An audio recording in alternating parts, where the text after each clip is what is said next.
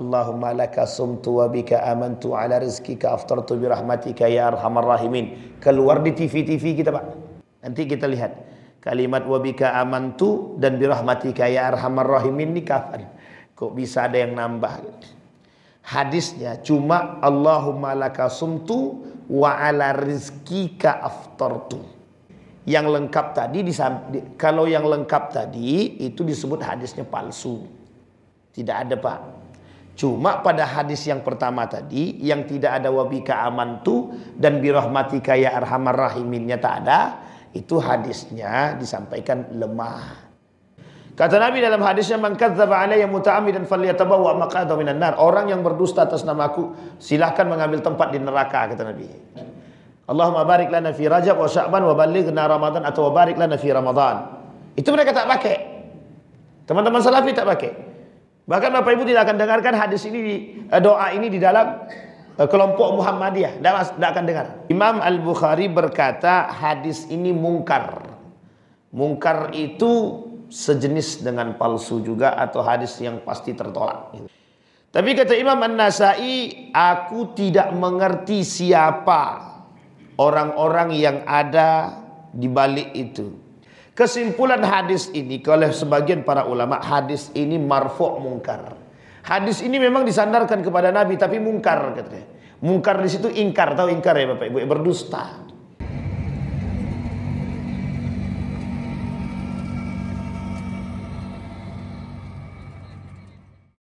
Baik Bapak Ibu sekalian yang berbahagia, di subuh hari ini kita melanjutkan hadis-hadis kita, hadis-hadis yang atau hadis dhaif atau lemah seputar Ramadan.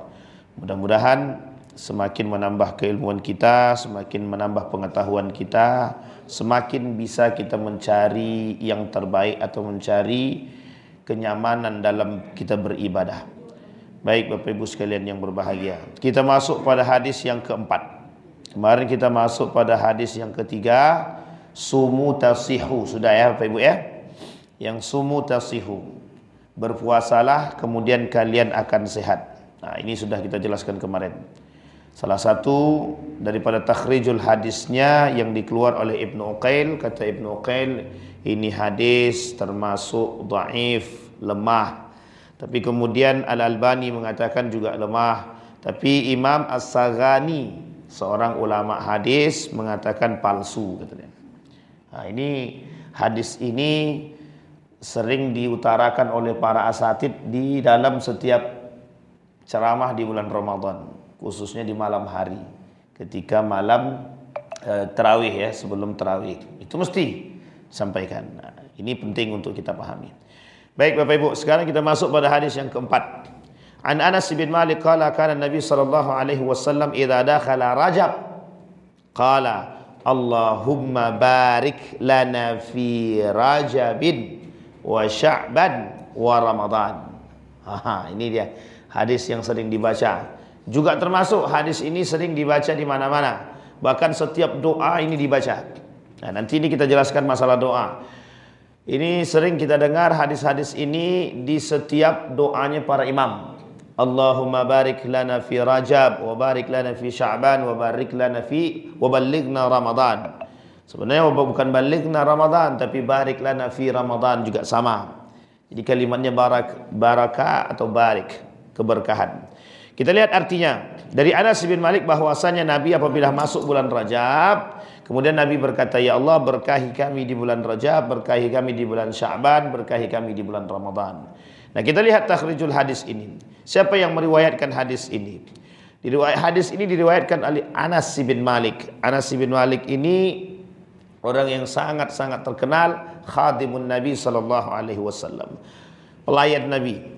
Riwayat ini dikeluarkan oleh Imam Abdullah bin Ahmad. Kemudian Imam Al-Baihaqi dalam kitab Syu'bul Iman. Imam Al-Baihaqi menulis buku judulnya Syu'bul Iman. Kemudian Imam Ibnu Sidni, Amal Yaum. Kemudian ibadah-ibadah hari.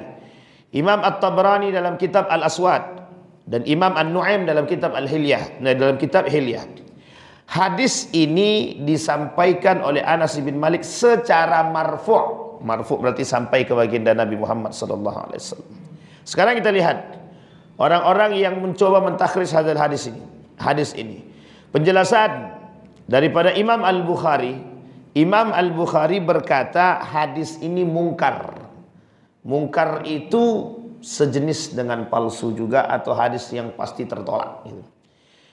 Tapi kata Imam An-Nasai, aku tidak mengerti siapa orang-orang yang ada di balik itu.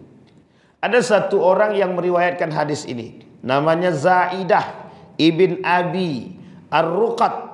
Nah, di sini yang kemudian yang dipertanyakan oleh ulama hadis. Jadi dalam hadis yang tentang doa tadi ada namanya Zaidah ibn Abi Ruqat. Zaidah ibn Abi Ruqat ini sebagian ulama tidak mengenal. Dari ulama hadis itu nggak kenal dia, tak kenal. Siapa nih Abu Ruqat ini? Tapi sebagian lagi mengetahui bahwa orang ini banyak dustanya. Makanya kalau banyak dusta itu tidak bisa dijadikan perkataan. Sama halnya dengan kita kan, kalau orang ini kerjaannya pembongkar aja, tak mungkin bisa dipercaya itu. Begitu zaman dulu. Tolak ukurnya itulah kalimat dustanya tadi. Dan yang paling berbahaya itu bukan masalah du'aful akli, bukan masalah hafalan lemah dalam hadis itu. Dalam hadis hafalan lemah memang menjadi masalah juga, tapi tidak terlalu kuat. Hanya saja kalau sering dusta itu yang berbahaya. Jadi saya ambil contoh Bapak Ibu. Ketika Zaid ibn Sabit itu dikumpulkannya lah para penghafal Quran. Jadi ketika dia ingin mengumpulkan Al-Quran itu, jam'ul Quran itu satu ayat itu harus dikumpulkan 10 orang. Dan 10 orang ini harus sama bacaannya, harus sama hafalannya. Satu saja yang ragu dengan hafalan dia, satu orang aja yang salah dengan hafalannya, ganti semua. Coba bayangkan. Begitulah ketatnya pengumpulan Al-Quran itu. Sama dengan hadis itu, yang dibutuhkan standar dulu itu bukan hanya sekedar hafalan, tapi akhlak. Oh, ini orang nggak berakhlak nih. Kalau nggak berakhlak nggak bisa diterima itu. Kalau kerjanya cuma dusta itu, sama Ruqat ini. Ruqat ini itu dikenal oleh para ulama itu dusta. Bukan hanya du'aful akli atau bukan hanya hafalan lemah. Jadi sehingga para ulama mengatakan berbagai macam komentar, termasuk salah satunya Imam An-Nasai. Kata Imam An-Nasai, aku nggak kenal sama beliau. Kita nggak kenal. Dan itu dituliskan dalam kitab Syu'bul Iman oleh Imam Al-Baihaqi. Kemudian ada lagi orang yang namanya Ziyad ibn Numair. Namanya Ziyad ibn Numair. Kata Imam Yahya ibn Ma'in, itu lemah. Orangnya lemah. Lemah itu berarti hafalannya nggak kuat. Imam Abi Daud mengatakan si anu itu hafalannya lemah, nggak kuat gitu deh. Nanti kita lihat. Apa kesimpulan hadis tersebut? Kesimpulan hadis ini oleh sebagian para ulama, hadis ini marfu' mungkar. Hadis ini memang disandarkan kepada Nabi tapi mungkar katanya. Mungkar di situ ingkar, tahu ingkar ya Bapak Ibu? Berdusta. Berdusta dia. Kata Nabi dalam hadisnya, man kadzdzaba alayya muta'ammidan falyatabawwa maq'adahu minan nar. Orang yang berdusta atas namaku silahkan mengambil tempat di neraka, kata Nabi. Ini kata Nabi, barang siapa yang berdusta atas namaku, kata Nabi, silahkan ambil tempat di dalam neraka. Tapi tak semuanya. Tidak semua ulama mengatakan hadis ini mungkar. Karena ada sebagian yang mengatakan hadis ini justru dikatakan hadis ini dhaif, lemah. Kemudian ada yang mengatakan bahwa Syekh Al-Albani dari kalangan ulama-ulama salafi justru mengatakan bahwa hadis ini lemah saja, tidak lemah banget, tidak juga palsu. Artinya kalau hadis ini lemah, masih ada kemungkinan untuk bisa dipakai. Kita lihat nanti Bapak Ibu. Sekarang kita perhatikan, kata Imam Al-Hafiz Ibnu Hajar Al-Asqalani, kalimat ini, hadis ini disampaikan hadis ini lemah katanya. Nah, kita lihat sekarang posisi hadis lemah itu, kata para ulama, boleh diambil manfaat dan faidah. Dan ini dimasuk oleh Ibnu Hajar Al-Asqalani. Kata Ibnu Hajar Al-Asqalani, boleh menggunakan hadis lemah itu untuk berdoa. Boleh digunakan hadis lemah itu diambil manfaat atau faidah. Bahkan dari kalangan ulama-ulama hadis ada yang mengatakan hadis palsu, hadis mungkar di dalam doa boleh dipakai. Jadi hanya untuk doa saja. Jadi kalau cuma untuk doa saja. Tetapi ada sebagian kalangan yang memang tidak mau sama sekali menggunakan hadis dhaif atau hadis lemah atau hadis dhaif banget. lemah banget sama palsu, tidak mau dia pakai. Kita ambil contoh teman-teman yang bermadhabkan Imam Ahmad ibn Hanbal atau Salafi. Kemudian Muhammadiyah. Karena Muhammadiyah ini dengan Salafi ini sama. Apa yang sama? Bukan kelompoknya yang sama. Sama, ada persamaan di antara mereka. Persamaannya adalah sama-sama tidak menggunakan hadis lemah banget dan hadis palsu dalam ibadah. Nah, itu dia. Hanya saja di Muhammadiyah masih ada toleransi. Cuman yang satu lagi, teman kita yang satu lagi ini, yang Salafi ini tidak ada toleransi. Kalau jelas itu lemah, tolak mentah-mentah. Maka kata mereka, dalam kitab yang lain itu, salah satu kitab yang lain yang membahas tentang masalah hadis-hadis lemah ini juga beliau katakan, tidak boleh berpegang teguh dengan hadis lemah banget, hadis palsu mutlak. Nah, ini lebih parah lagi Pak, lebih keras lagi. Tidak boleh berpegang teguh atau menjadikan hadis lemah itu sandaran, hadis lemah banget dan hadis palsu. Nah, inilah yang dipegang oleh teman-teman Salafi. Jadi Bapak Ibu, kalau kita terjadi perbedaan dengan teman-teman Salafi, bisa jadi kita berbeda pada hal tersebut. Kita ambil contoh, Allahumma laka sumtu. Nah, ini pada hadis yang selanjutnya. Nanti kita sampai pada hadis di situ. Contohnya hadis yang tadi. Allahumma barik lana fi Rajab wa Sya'ban wa ballighna Ramadan atau wa barik lana fi Ramadan. Itu mereka tak pakai. Teman-teman Salafi tak pakai. Bahkan Bapak Ibu tidak akan dengarkan hadis ini, doa ini di dalam kelompok Muhammadiyah, tidak akan dengar, karena mereka tidak menggunakannya. Tetapi kata para ulama sebagian, seperti Imam Al-Haytami, Imam Al-Haytami ini murid daripada Imam Ibnu Hajar Al-Asqalani. Jadi Ibnu Hajar Al-Asqalani punya murid namanya Imam Al-Haytami. Imam Al-Haytami ini juga punya murid, dan banyak muridnya Bapak Ibu. Salah satu muridnya Zainuddin Al-Malibari. Zainuddin Al-Malibari itu menuliskan tentang perkara hal demikian.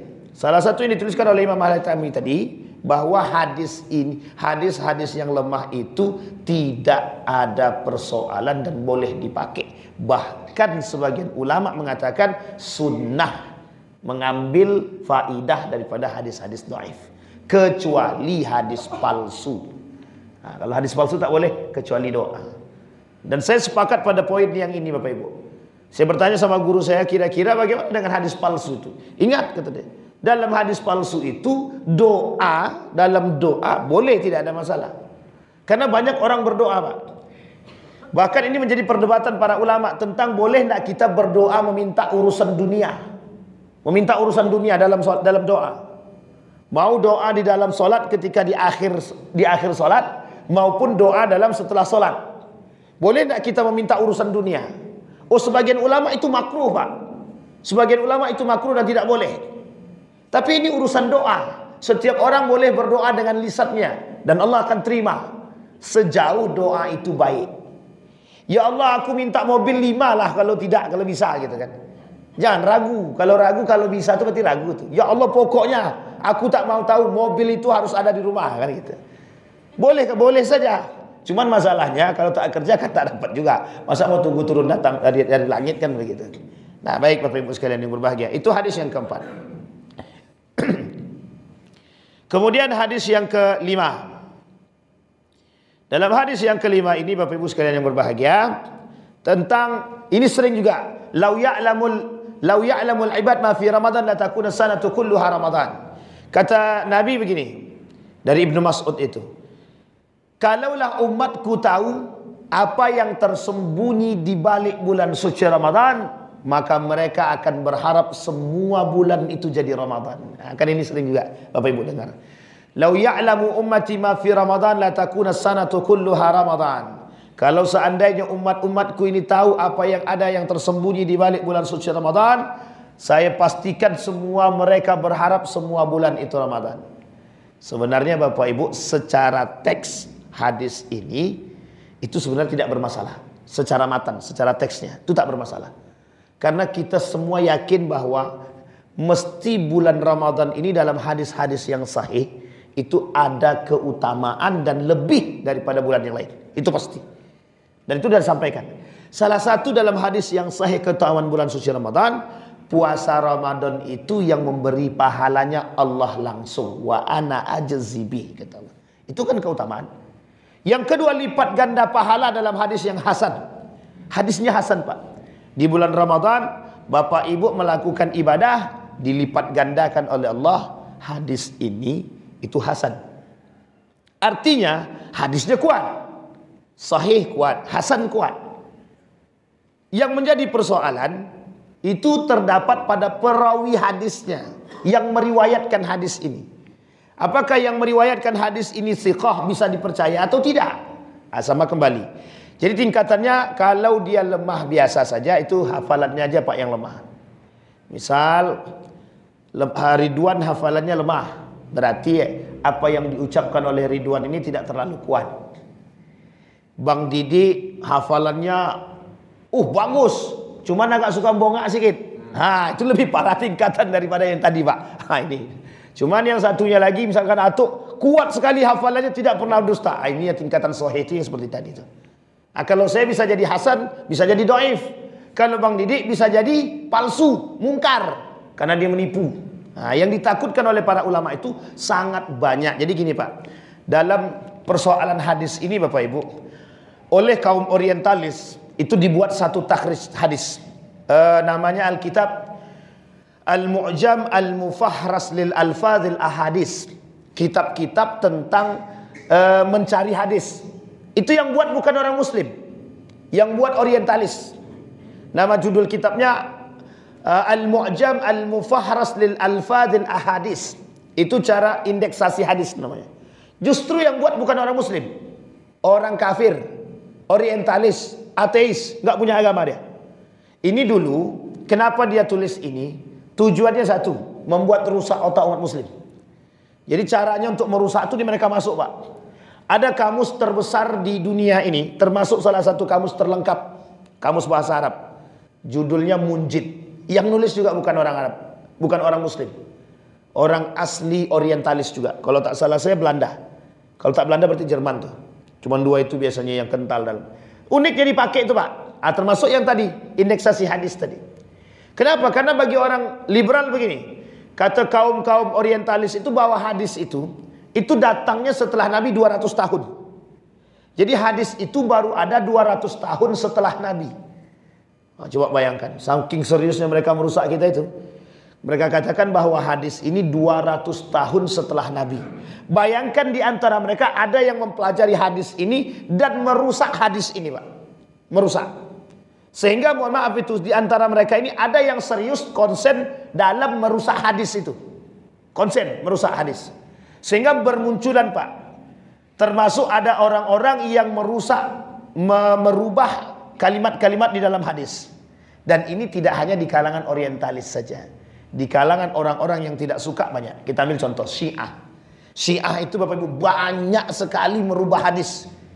Yang ada hadisnya itu, yang mereka tak suka mereka ganti. Yang hadisnya dari Ali bin Abi Thalib mereka ambil.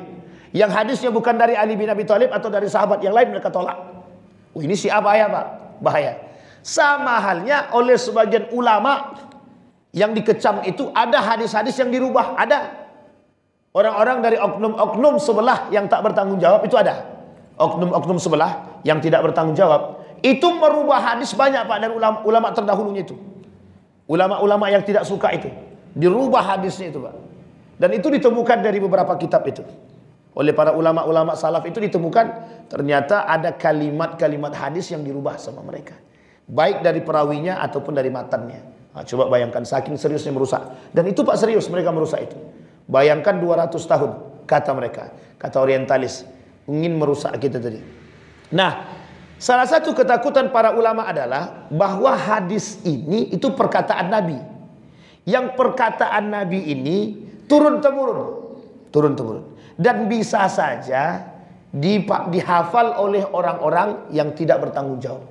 Jumlah hadis ini lebih banyak daripada ayat Al-Quran. Sehingga kebenaran hadis ini itu diterima oleh sekian banyak. Karena yang duduk bersama Nabi dalam halaqah itu banyak, Pak, sahabat-sahabat itu. 60 lebih yang zahir. Yang tak zahir lebih banyak lagi. Sehingga ada orang yang mendengar setengah-setengah. Ada orang yang ada orang yang mendengar yang full. Sehingga ketika mereka meriwayatkan tergantung kepada akhlaknya. Disinilah kemudian oleh para ulama mengumpulkan syaratnya, Pak. Syarat bisa menyampaikan hadis tadi apa? Satu, orangnya terpercaya, jujur dia, kuat hafalannya, berpegang teguh dia dengan Al-Quran dan hadis. Kalau tidak, tak bisa Pak. Tidak bisa kita terima itu. Sehingga dijadikan oleh para ulama sandaran terkait syarat-syarat untuk meriwayatkan hadis tersebut. Nah, termasuk salah satunya hadis yang tadi kita bacakan. Kalau taulah umatku ini di Ramadan, dia berharap semuanya itu menjadi Ramadan. Hanya saja hadis ini diriwayatkan dari jalur yang berbeda. Dalam jalur yang lain disampaikan oleh para ulama yang bentuk singkatnya. Kata Nabi, "Lau ya'lamu ummati ma fi Ramadan latakuna sanatu kulluha Ramadan." Ini hadis yang singkatnya. Yang tadi yang pertama saya baca tuh panjang sekali. Yang hadis singkatnya. Hadis yang singkat ini, yang kedua itu hadisnya dhaif, tidak dhaif banget tapi dhaif saja, lemah saja. Hadis yang pertama saya baca mungkar, palsu karena periwayatnya, Pak. Tetapi karena ada yang lain, jalur yang lain yang meriwayatkan, dan oleh sebagian ulama dianggap hadis ini secara teks tidak bermasalah, maka boleh digunakan meskipun hadisnya lemah. Nah, sampai di sini bisa dipahami Bapak Ibu? Bisa dipahami Bapak Ibu? Masih aman kan nih? Aman Bapak Ibu? Terus bagaimana cara kami Ustaz kalau ada Ustadz yang ngomong? Ini yang paling penting nih. Sebenarnya poinnya di situ memang. Kalau ada Ustadz yang berbicara, maka Bapak Ibu sebenarnya kita bukan miris ya Bapak Ibu ya. Kekhawatiran kita di situ sebenarnya. Karena kita berharapnya para asatid ini sebelum mereka menyampaikan sesuatu, coba kembali dulu kepada buku. Pelajari dulu, lihat dulu kembali kepada para ulama. Sekarang ini sangat-sangat mudah belajar itu Bapak Ibu. Untuk melihat satu hadis itu, tulislah kalimat hadis itu di atas di Google. Nanti keluar tuh dalam bentuk baik makalah, PDF, YouTube, ada semua. Carilah ulama yang kompeten menurut kita.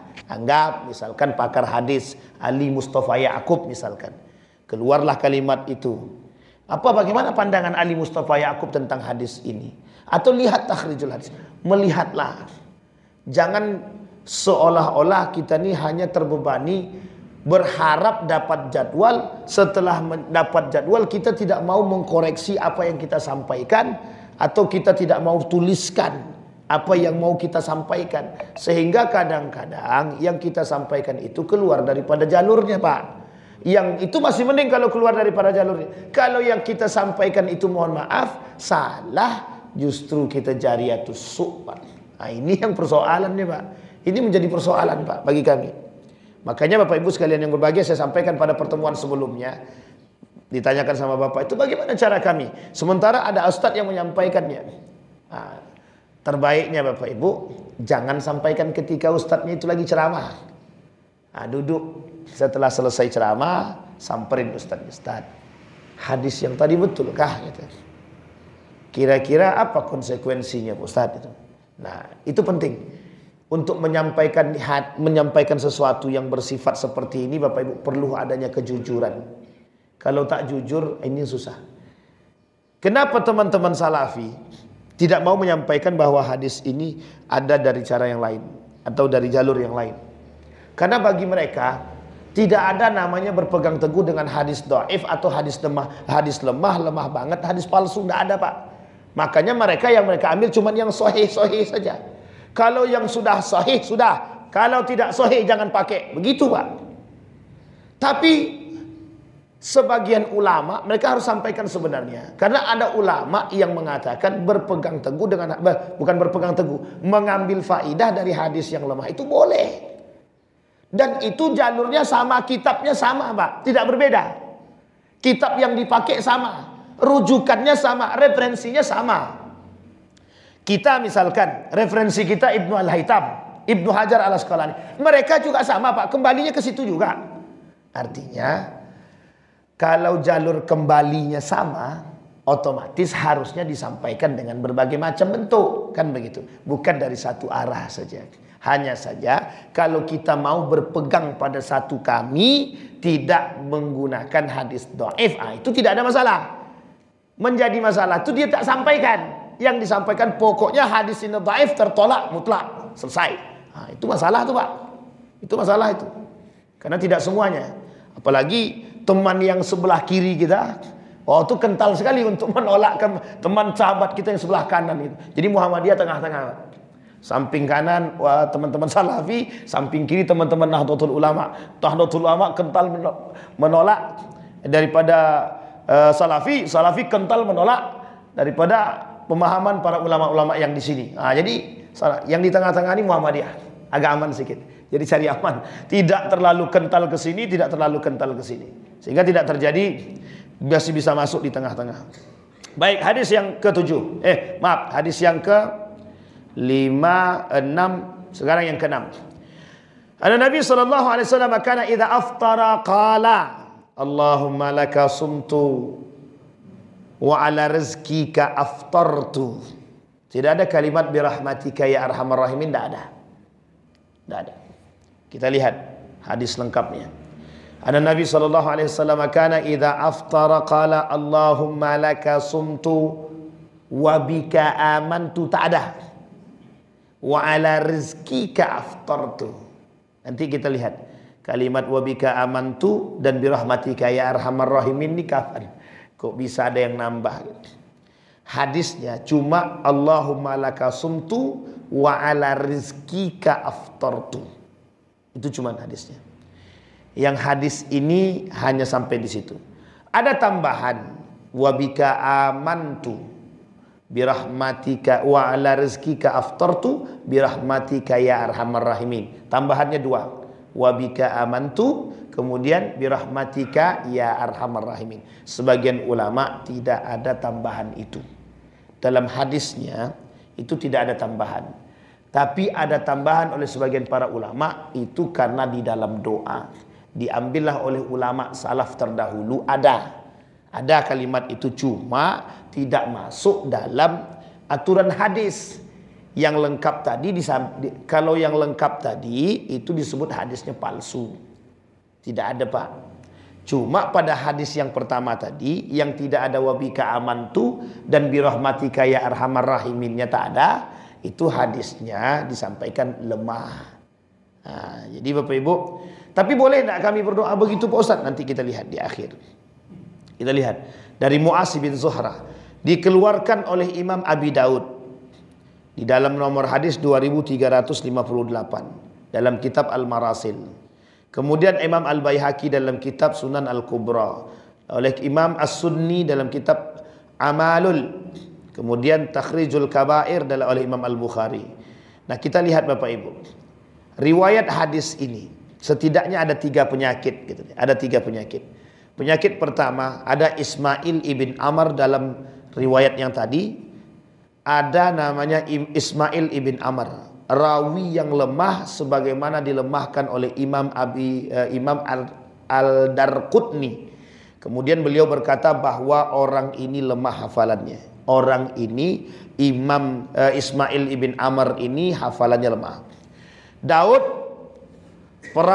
mengatakan perawi yang itu namanya matruk, orang yang tak boleh dipakai, ditinggalkan. Apa yang dia sampaikan harus ditinggalkan, tidak boleh dipakai. Sebagaimana dikatakan oleh Al-Hafiz Ibnu Hajar rahimahumullah dalam kitab Tahzibut Tahzib. Kemudian ada namanya tafarrud riwayah. Tafarrud riwayah itu hadis ini seolah-olah perawinya cuma satu. Dan perawi yang satu ini justru tidak terpercaya. Jadi gini Bapak Ibu, kalau perawinya banyak masih mending. Ada 5 orang yang meriwayatkan. Ini masih agak ngambang sedikit. Masih bisa tidak palsu semua. Mesti tidak pendusta semua. Mesti ada satu yang jujur di antara 5. Tapi ini sudah satu-satunya periwayatnya. Kalau sudah satu-satunya periwayatnya oleh sebagian ulama dikatakan bahwa dia ini pendusta, maka bisa jadi hadis tersebut palsu, hadis tersebut mungkar atau lemah, sangat lemah gitu. Kata Imam At-Tabrani dalam kitab Al-Awsat, ini hadis perawinya cuma 1. Nah, dari Ibnu Abbas diriwayatkan oleh Imam Ad-Darqutni, kemudian At-Tabrani dalam Al-Kabair, Abdul Malik ibn Harun juga mengatakan dari ayahnya, dari kakeknya, dari Ibnu Abbas secara marfu. Riwayat ini palsu.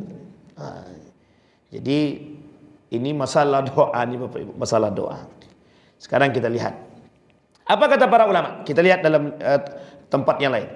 Kata para ulama, disandarkan oleh salah seorang ulama yang merujuk kepada Imam Al-Haytami. Kata para ulama yang berkaitan tentang hadis tadi, sekalipun hadis itu lemah sekali, di dalam doa tidak dipersoalkan untuk dipakai, boleh.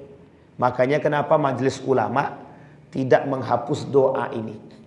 Allahumma laka sumtu wa bika amantu ala rizkika aftartu birahmatika ya arhamar rahimin. Keluar di TV-TV kita Pak. Pas mau berbuka kan keluar tuh. Tunggu beduk nunggu tok. Sekarang tak pakai beduk lagi, pakai serinai. Kalau udah pakai serinai itu udah terasanya sudah ndak zaman dulu. Kalau pakai beduk baru terasa kok zamannya dulu sekali. Sekarang tak ada lagi. Mungkin yang nukul beduknya tak kuat lagi. Tapi lebih terasa itu Pak. Lebih terasa itu. Kan terasa. Jadi kalau kita merasakan sirina ini udah kayak di sekolah aja. Begitu juga sekolah kan sekarang udah gak pakai bel lagi. Pakainya sirinai. Ini kalau dulu teng kan enak. Sekarang tak lagi. Jadi zaman terus berkembang. Besok enggak pakai itu lagi. Datang gurunya sudah keluar selesai gitu kan kita. Besok buka puasanya bukan pakai sirinai lagi. Pakai toa dari masjid. Oi buka gitu. Karena ada banyak juga yang begitu. Banyak model. Nah, Bapak Ibu sekalian yang berbahagia, kembali kepada persoalan tadi, bagaimana kalau kami tetap berdoa dengan ini Pak Ustaz? Silahkan Bapak Ibu, tidak ada masalah. Hanya saja Bapak Ibu tidak boleh kalau ada orang bilang begini, Pak, Bu, hadis dalam doa ini itu palsu atau lemah. Bapak Ibu tidak usah beralasan apapun. Iya, kami cuma doa. Kan doa boleh pakai bahasa apapun. Nah, itu saja. Tapi jangan pula keras-kerasan. Karena secara hukum kita tidak boleh bersandar dengan itu. Hanya saja para ulama mengatakan boleh menggunakannya. Boleh menggunakannya dalam doa. Makanya banyak doa-doa yang tidak ada di dalam hadis baginda Nabi Muhammad sallallahu alaihi wasallam. Doa minta istri kedua itu tidak ada yang diajarkan. Tidak ada tuh Pak, tidak ada. Tapi kalau pengen poligami ya silahkan kan. Tapi doa minta itu tidak ada. Doa, pokoknya banyak doa-doa itu cuma oleh para ulama dalam etik doa, dalam etika doa boleh kok Pak, diperbolehkan oleh para ulama itu kita berdoa dengan bahasa apapun. Bahasa apapun saja boleh. Tidak harus bahasa Arab. Kita cuma bisa bahasa Indonesia. Terus kita harus hafalkan dulu Arab baru kita bisa berdoa. Enggak. Itu tertolak begitu tuh pemahamannya. Sama halnya khutbah Jumat. Nah, kalau khutbah Jumat ini kan ada sebagian golongan Pak, LDII. Itu khutbah Jumat dia tidak mau pakai bahasa Indonesia. Pakai bahasa Arab itu. Sehingga dibawalah buku ke atas. Baca buku itu. Tapi bolehkah pakai berbahasa Indonesia? Ya kita memang harus dengan bahasa kaum. Kalau kita pakai bahasa Arab dalam khutbah Jumat, kira-kira ada yang paham enggak? 1, 2, 3 orang yang paham. Kalau di pesantren mau pakai bahasa Arab khutbah Jumat ini silahkanlah. Tapi kalau di sini khutbah Jumat, Assalamualaikum warahmatullahi wabarakatuh. Alhamdulillah rabbil alamin. Qala Rasulullah sallallahu alaihi wasallam. Habis itu sadaqallahul azim kata dia. Selesai. Pakai bahasa Arab sebut kata jemaah. Amin kata dia. Padahal orang enggak doa, cuma menyampaikan khutbah. Uniknya lagi kalau kita nggak paham bahasa Arab begitu Pak. Jadi banyak hal. Dan itu Bapak Ibu sekalian yang berbahagia, makanya menjadi landasan para ulama. Sedangkan dalam kita menyampaikan sesuatu tidak harus menggunakan bahasa Arab. Apa tak lagi dalam doa. Doa itu bebas Pak, siapapun boleh berdoa dan berhak dalam model apapun. Asalkan tidak berdoa yang jelek-jelek. Allah tidak menerima doanya hamba yang jelek-jelek, itu tidak mau Allah terima Pak. Tapi kalau kami terzolimi Pak Ustaz, tak perlu Bapak Ibu berdoa untuk kejelekan orang lain, Allah sudah akan balas itu Pak. Tapi kalau Bapak Ibu tambah dengan kebaikan, yang tadinya dibalas keburukan gak jadi yang baik. Dan kebaikan itu kembali kepada kita. Makanya Nabi sangat mengecam, tolong jangan berdoa yang buruk untuk saudaranya. Nabi tak boleh Pak. Kata Nabi, jangan berdoa yang jelek-jelek untuk saudara. Doakan yang baik-baik sekalipun dia menyakiti kita. Pertanyaannya, itu hatinya malaikat atau bukan itu? Nah, kalau hatinya malaikat bisa dia doa begitu Pak. Udah, insya Allah kita doakan yang baik, tidak apa-apa. Tapi sekali ditabraknya penyot mobil depan tuh kan, saya tidak yakin tuh kalau kita berdoanya yang baik. Ya Allah, semoga orang yang menabrak ini mudah-mudahan masuk surga, Allah mudahkan rezekinya kan. Kita ngamuk dulu tuh mesti, ngamuk dulu. Kecuali orang-orang yang betul-betul beriman. Nah, sampai di sini bisa dipahami Bapak Ibu. Baik, itu hadis yang ke berapa tadi Bu? 6. Nah, jadi sekarang, nah terus bagaimana hadis yang sahih dalam berdoa itu sudah kita sampaikan. Hadis yang sahih itu dalam doa sebelum berbuka puasa, 1, Bismillahirrahmanirrahim. Itu cuma yang paling sahih. Nah, setelah Bapak Ibu makan, minum, barulah Bapak Ibu menggunakan tambahan doa. Dhahabat dama wabtabatil uruq wattabatil ajru insyaallah. Itu boleh tambahan, silahkan. Tetapi kalau masih berpatokan pada yang lama, karena ini sudah sebuah tradisi Ustaz, udah kebiasaan kami berbuka dengan begini, bagaimana Pak Ustaz? Tetap dahulukan dengan bismillah dulu. Bismillah dulu baru berdoa Allah malakasumtu wa bika amantu. Ini jangan tiba-tiba mentang-mentang air di depan sudah ada, perut dah sangat lapar, langsung diminum aja. Allah malakasumtu wa bika, salah. Bismillah dulu. Bismillahirrahmanirrahim. Yang benar itu bismillah dulu. Setelah bismillah baru kemudian mau tambah dengan doa, silahkan. Atau makan dulu baru didoakan dengan yang tadi, silahkan, tidak ada masalah. Sampai di sini ada pertanyaan Bapak Ibu? Yang masih ragu silahkan. Terus bagaimana Pak Ustaz? Tidak ada bagaimananya Bapak Ibu. Yang jelas hadis ini dhaif jiddan, lemah banget. Dan sebagian ulama mengatakan hadis ini tidak bisa dijadikan rujukan, tidak bisa dijadikan referensi, tidak bisa dijadikan sandaran. Baik, sampai di sini paham Bapak Ibu?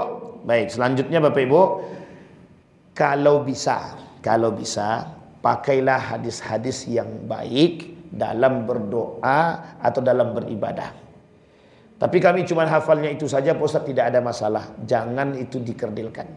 Tapi kalau ada orang kemudian tidak suka dengan kita yang menggunakan doa tersebut, ya sudah, biarkan saja. Tidak usah mencela, karena ini ada yang suka dan ada yang tidak. Mesti begitu Bapak Ibu. Banyak yang tidak suka dan banyak juga yang mengikuti. Mayoritas pasti masih menggunakan, tapi yang lain tidak menggunakan. Tidak ada masalah. Baik Bapak Ibu. Yang terakhir Bapak Ibu, kata Nabi dalam hadisnya an Abdullah bin Amr ibn As, yaqul qala Rasulullah sallallahu alaihi wasallam, inna lis-sha'im 'inda fitrihi la da'watan ma turaddu. Kata Abdullah bin Amr ibn As, Amr bin As punya anak namanya Abdullah. Abdullah bin Amr bin As, beliau berkata, bersabda Rasulullah sallallahu alaihi wasallam, sesungguhnya bagi orang yang sedang berpuasa ada doa yang tidak ditolak. Paham maksudnya Bapak Ibu? Setiap orang yang berpuasa itu kan kata para ulama, kalian berdoalah, tidak mungkin Allah tolak doa kalian. Ini Bapak Ibu sekalian yang berbahagia, secara teks itu tidak bermasalah. Karena ada penguat dari yang lain. Kata penguatnya begini, setiap orang yang melakukan ibadah puasa dengan yang baik-baik itu, atau dengan keimanan, man shama ramadhana imanan wahtisaban ghufira lahu ma taqaddama min dhanbihi. Betul ya Bapak Ibu ya? Man shama ramadhana, barang siapa yang berpuasa di bulan Ramadan, Allah ampuni dosa dia. Ini menjadi alasan Pak, bagi orang-orang yang berpuasa berdoa kepada Allah, bahwa siapapun yang berdoa kepada Allah akan Allah kabulkan doa dia, tidak Allah tolak. Kenapa begitu? Keutamaan orang yang berpuasa. Berpuasa. Hanya saja Bapak Ibu sekalian yang berbahagia, jika yang berdoa ini tidak berpuasa, bermaksiat, tidak beriman kepada Allah, Mungkinkah ini dia diterima oleh Allah meskipun dia berada di bulan suci Ramadan? Mungkinkah Allah terima puasa doanya? Inilah yang kemudian menjadi perdebatan para ulama. Sampai di sini paham Bapak Ibu ya? Dia tidak berpuasa, tapi mengaku berpuasa di bulan suci Ramadan, mengambil keutamaan Ramadan. Oleh sebagian ulama mengatakan tidak ada gunanya, ditolak sama sekali. Apalagi kalau orang berpuasa tapi dia tak sholat. Ini mustilah Pak.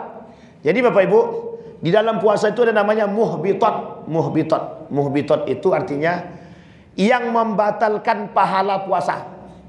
Puasanya dapat, pahalanya tak dapat. Namanya muhbitat namanya. Apa namanya Bapak Ibu? Muhbitat. Puasanya dapat, dia tetap jalan puasa. Pahala tak dapat. Namanya muhbitat. Salah satu di antaranya adalah orang yang puasa tapi tak sholat. Jadi sekalipun dia berdoa kepada Allah Bapak Ibu, orang tak sholat. Tak sholat dia, tapi dia puasa Ustaz. Ini yang dimaksud oleh para ulama. Dia berpuasa, tapi lisannya mencaci maki orang. Dia berpuasa, tapi lisannya kerjanya mencaci maki, menzalimi orang. Maka masuk dalam kategori muhbitat. Berpuasa tapi tidak dapat pahala. Tapi kalau muftirat atau mufattirat, itu yang membatalkan secara zahir. Makan, minum, lagi puasa, Bapak Ibu makan, batal tak puasanya? Batal puasanya, batal pahalanya, kan begitu.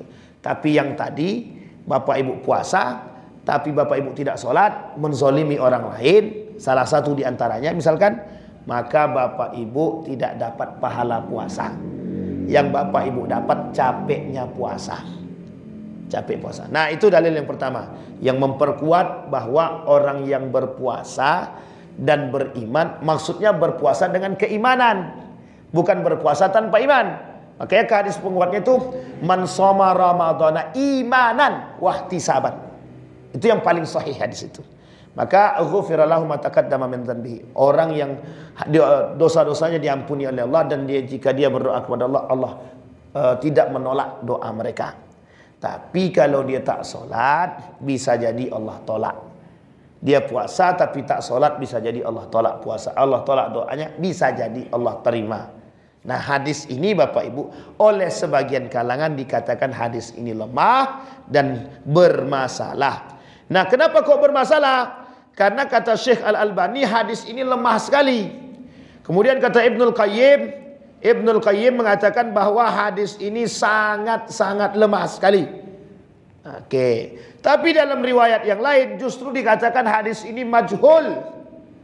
Majhul itu tahu Bapak Ibu, jahil, bodoh. Tapi dalam kondisi sesuatu saja tertentu. Tapi Bapak Ibu sekalian yang berbahagia, oleh para ulama mayoritas mengatakan hadis ini sebenarnya tertolak, tidak bisa dipakai. Tertolak. Kenapa kok bisa dikatakan tertolak? Ternyata ada salah seorang di antara perawi hadis ini yang dianggap pandai sekali atau sangat pendusta. Nah, inilah Bapak Ibu kenapa para ulama mencoba, karena begini Bapak Ibu, kenapa ulama-ulama itu menuliskan mencari tahu hadis lemah, hadis palsu?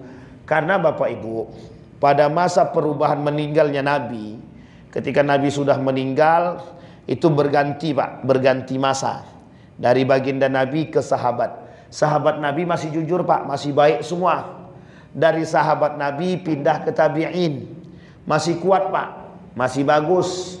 Dari tabi'in pindah kepada tabi'in, sudah mulai ada orang yang tidak bertanggung jawab. Sudah mulai ada orang-orang yang tidak suka. Dari tabi'in masuk kepada ulama, disinilah terjadi Pak. Kapan itu? Pertikaian itu terjadi ketika nampak permusuhan antara, mohon maaf, antara Syiah dan Sunni, antara Khawarij, Mu'tazilah, dan bermunculannya golongan-golongan yang sesat itu. Itulah yang menjadi kekhawatiran Pak. Para sahabat itu sudah mengkhawatirkan kejadian ini, karena mesti akan terjadi kejadian seperti ini. Sehingga ada oknum-oknum yang tidak bertanggung jawab dan memanfaatkan atas nama Nabi untuk mendapatkan kepentingan. Itu banyak. Bukan tak ada, Pak. Sehingga tersebarnya hadis-hadis ini, lemah palsu ini, itu disebabkan ada oleh oknum-oknum yang tidak bermanfaat. Itulah yang kemudian menjadi alasan oleh para kaum orientalis. Mereka katakan bahwa perkataan Nabi itu penuh dusta. Kenapa kok mereka katakan penuh dusta? Ada hadis palsunya, ada hadis lemah bangetnya, kata dia. Nah, itu kalau mereka ingin merusak Islam. Sampai-sampai orang muslim pun dari kalangan kaum liberal itu mengatakan bahwa kami tidak percaya dengan Muhammad karena Muhammad itu pendusta. Karena dia juga manusia, bisa saja dia berbohong, bisa saja dia salah. Itu alasan mereka, Pak. Nah, sehingga yang paling mudah untuk mereka serang adalah hadis-hadis Nabi.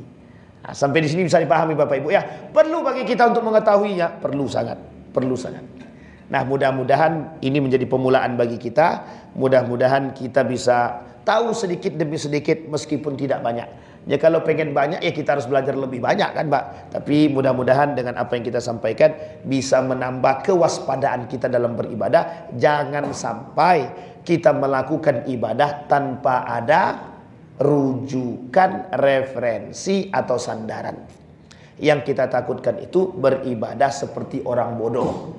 Beribadah seperti orang bodoh itu beribadah tapi tidak punya tidak punya alasan dan sandaran. Itu saja yang kita takutkan. Mudah-mudahan bermanfaat bagi kita semua. Ada pertanyaan Bapak Ibu? Aman? Aman. Tenang, aman duduk, aman duduk. Aman ya Bapak Ibu ya? Tidak ada pertanyaan ya? Cukup ya, sudah aman ya. Berarti kalau besok kita berpuasa berbukanya bagaimana? Itu pandai-pandai lah Bapak Ibu. Kan sudah paham. Artinya sudah dapat pencerahan, sudah tahu kita bagaimana harus mensikapinya. Dan tidak perlu ada perdebatan di antara kita dengan siapapun. Lakukan yang menurut kita, karena sudah kita ketahui sedikit demi sedikit, cukup kita jadikan sandaran dan patokan saja.